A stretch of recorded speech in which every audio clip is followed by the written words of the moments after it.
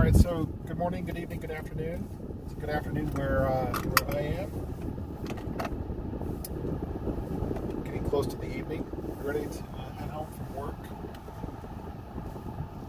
So the roadways here in Kansas City are a lot less traffic, as I have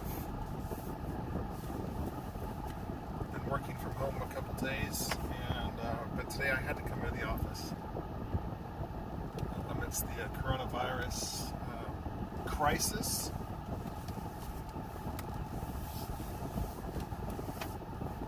So most of the people in our office have gone remote. I would say only about 20% of our staff was in our office today. So obviously, and we do everything by teleconferencing anyway. It's just I needed to be in the office for some. Just made it easier to do some of the work I needed to do today. I'll just put it that way. And not a lot of people there. So definitely practicing social distancing. And then now in the car, obviously, and then heading home.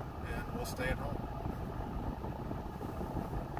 So like everybody else, what I'm doing is that if I'm either at my house or I'm in my office with not hardly anybody around me. So if you can do stuff like that, then by all means, continue to operate. And then when you do need to go out into public, like to the grocery store or something like that, obviously practice safe distancing from people. And some of the guidelines I saw, they were talking about how they would say things like, if somebody looks sick, stay away from them. I mean, how does somebody look sick? I mean, if they're not coughing, if they're not, showing symptoms, how would you know? So the biggest thing is just wash your hands, practice good hygiene, and take some vitamins. If you're that worried about it, you're more at risk. Coronavirus, obviously vitamin C helps your overall immune system. The coronavirus is highly susceptible, and it does not like zinc. So if you're taking dietary or if you're taking vitamin supplements or you're taking anything like that, check the zinc levels in your vitamins, and if it's got a lot of zinc in it, you're good. I know some multivitamins I've taken in the past, zinc is something that there's not a ton of it in there. The one I'm taking right now, it has 2/3 of your daily allotment of zinc, so that's good. All right, so let's get on to the video. What I want to talk about. I actually want to make a sports video here. Now, obviously, sports is shut down across the country, across the world, really, as countries and leaders and everybody are trying to deal with the coronavirus situation. But eventually life will return to normal at some point. And at that point, that's what I want to talk about here in this video. Try to bring some normalcy to our lives here while we're dealing with this. So, as you guys know, obviously I talk a lot about the Royals. And obviously there's not a lot to talk about on that front in terms of news. Of players and everything. We normally would be getting ready for opening day here in a couple weeks, but obviously that's not happening. So what I want to kind of talk about here is, what does baseball do? If our timeline for the coronavirus follows what China's timeline has followed, we can expect to see a spike in our cases. Obviously, the number of cases has gone up this week, and that was to be expected because testing was more widely available. And one of the things that we will expect to see is there's more people testing positive because more people have been exposed to it than we thought. But if we follow the same timeline and the same data, we can expect a spike, our spike now, we can expect us to reach a peak.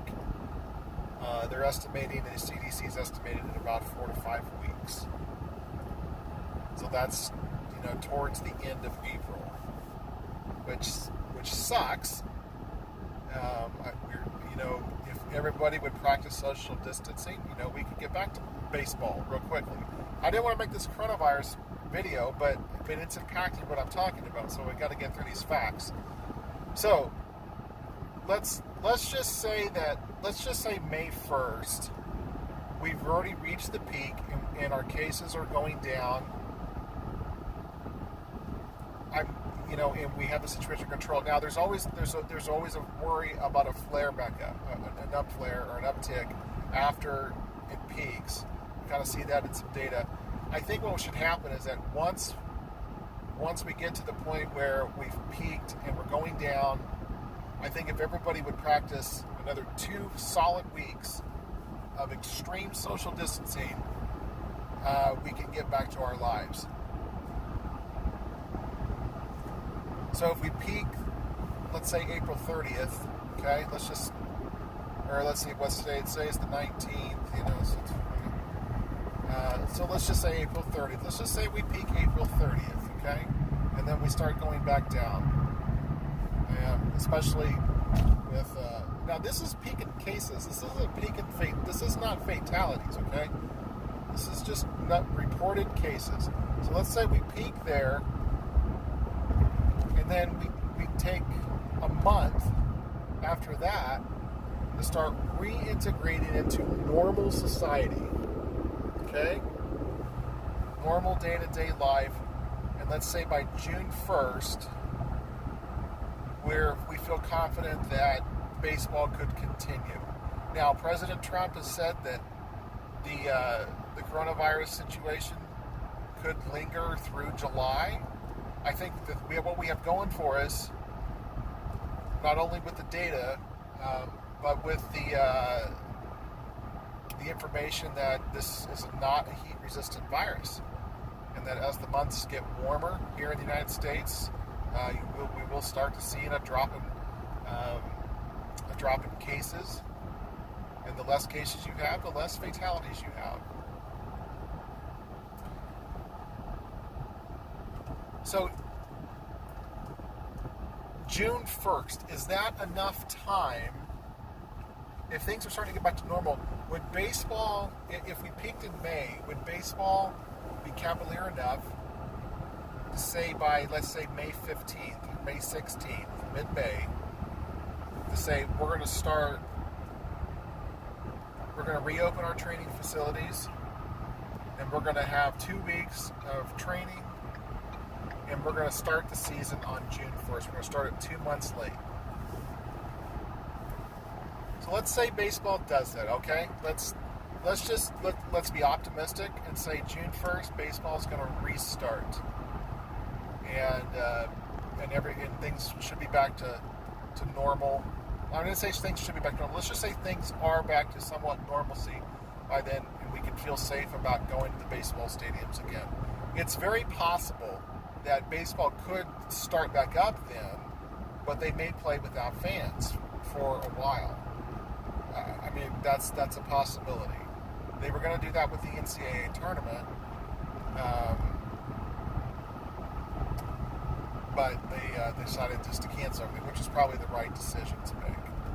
All right, so let's just say baseball starts back up June 1st. How does that work? Or even if it's July 1st, or they play half a season, what if it's June 1st? What do you do with the baseball season then? Do you just play 120 games, 120 game season? Is that sufficient enough? I'm trying to think back to 1981. Obviously, 1981 was a unique situation where there was a labor stoppage, there was a strike, and baseball ended up splitting the season into 2, and they had a first half and a second half.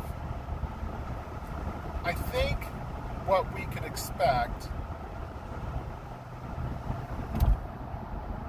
I think baseball will just truncate their season. I think what they'll do is they'll have a shortened schedule, let's say 120 games, maybe 100 games. I'm not sure.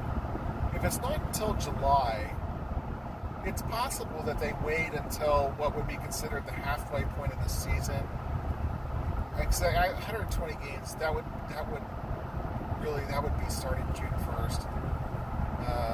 Actually, that'd be starting more in May. So they would actually have to get more games in. It's probably more like 100 games. Have a 100-game season, and go from there. So what does that mean for service time? What does that mean for the playoffs? I think if you go ahead and just play the season as it is, and say you're going to do 100, let's just say we play 100 games, okay? I think they just play it out like normal, and then you'll have 3 division winners and 2 wild cards, and those teams will go to the playoffs. I think it'll make it much more competitive. And maybe the silver lining out of all of this is that through this adversity that we're facing with the coronavirus, maybe what it does is it showcases that baseball doesn't need 162 games in the regular season. I'm a big proponent of baseball shortening the season to something like 144 games and having an expanded playoffs, almost like a modified double elimination round robin tournament, like a format, like in the first 2 rounds. I've mentioned out of the park baseball on these videos before, and when I start a season, I usually, like the version I have starts in 2019, and this is an opening day. I usually let that season play out as is. But then in the off season of 2019 going into 2020, I always add 2 more teams. I expand the league. Sometimes it does it on its own, but I always expand 2 new teams. And I put a team in Las Vegas, and then I usually put a team like in Nashville or San Antonio or something like that. And I do that, and then by doing that, I also expand the playoffs, and I do this modified double elimination format where where in the first round you play the best of 3. So the top 8 teams make it, okay?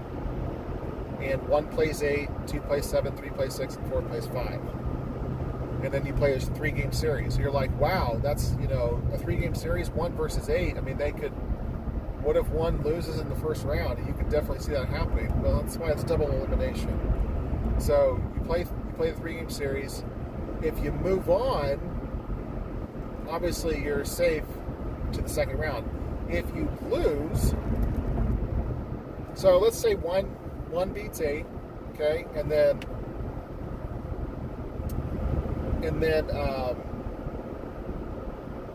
let's just say all the top seeds win in their first rounds, 1, 2, 3, and 4, okay? But then what would happen is that 5 would play number 5 would play number 8, okay, and number 6 would play number 7, and in a 3-game series. The loser there is eliminated, okay? They're eliminated for good. They've lost 2 playoff series and now they're done. And then what would happen next would be that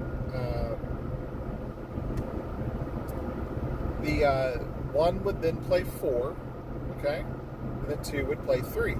You're like, wait a second, don't they play somebody else? No, they've got to have a round. Someone's got to lose twice. So 1 plays 4, and then 2 plays 3. Okay. So then 1 beats 4 and 2 beats 3. Okay. We'll just go to those higher seeds here so we can math it so that we can understand it. Okay. And then what would happen after that is that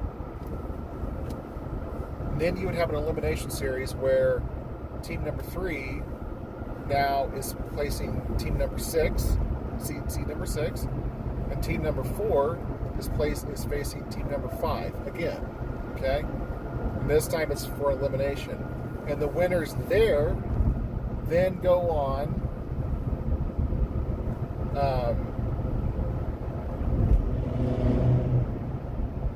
What's that?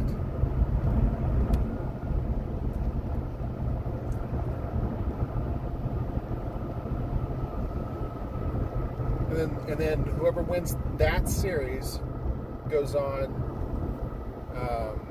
Wait a second. I may have messed this whole thing up. So, see, this is what happens when I try to think of these things on the fly. Anyway, that's a whole. Let's do that in another video. This is a terrible video. If you're watching this, the 12 people that watch these videos, because I do see the stats. Anyway, so let's get back to what the baseball would do. Obviously, there's no modified playoffs this year, but what would happen if they just played 100 games? I think they would play things out as normal. I don't think you would.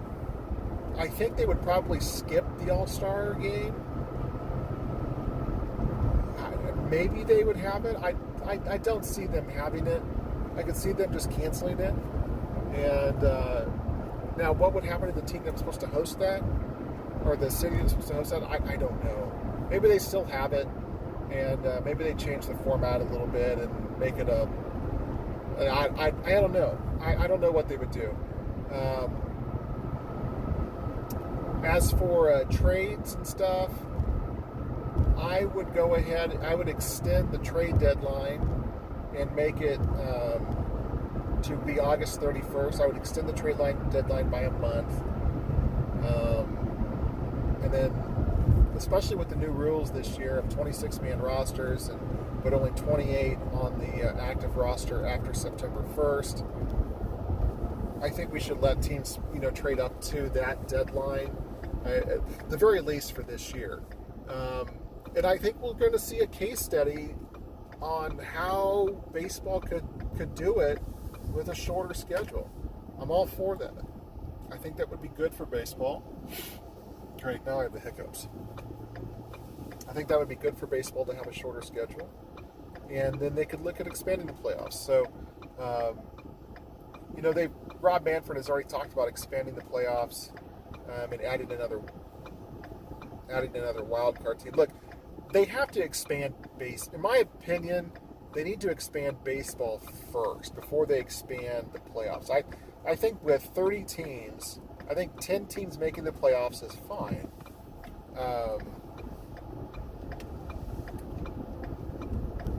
But with 32 teams, you're like, man, you're going from 10 teams to 16, though, if 8 from each conference or 8 from each league make it. That would be half the teams instead of 30%. That's a huge increase. You're right, it is a huge increase. But can you imagine, as convoluted as I was making that playoffs analysis or scenario to be how crazy it sounded, and I even confused myself thinking about it. But I'll have to simulate one on my computer, and then I'll write notes, and we'll make another video and talk about that. And show you how it would work. And I think it would be phenomenal. I think it would generate a ton of interest. And typically the better teams will win and move on. And now it takes a while to do these, to play a situation like that out. So anyway, those are some of my thoughts. I think baseball. I think if baseball kicks back up June 1st, I could see them, or July 1st. July 1st is kind of around the halfway point of the season as it is. If they do something like that where they wait until July to play, I think they probably just cut the season in half. And if they do decide to play a half season and play 81 games, which I think what baseball would do in that situation, I think they would eliminate the All-Star break, obviously, and I had a thought here, and it escaped my mind. This is why this is off the cuff. This is what you pay for, right? Wait, you're not paying me?